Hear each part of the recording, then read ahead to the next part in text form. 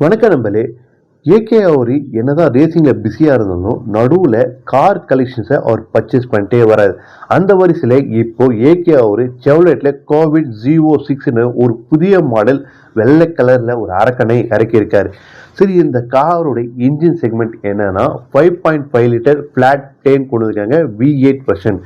இதில் car produce பண்ண power என்ன பார்த்தா உங்களுக்கு 670 ஹார்ஸ் பவரும், டார்க் என்ன பார்த்தா உங்களுக்கு 460 பவுண்ட் உங்களுக்கு டார்க் ப்ரொடியூஸ் பண்ணி கொடுத்துருக்காங்க. இந்த கார் 0 to 60 கிலோமீட்டர் உங்களுக்கு ஜஸ்ட் 2.6 செகண்ட்ல கிராஸ் பண்ண மாதிரி கொண்டு இருக்காங்க.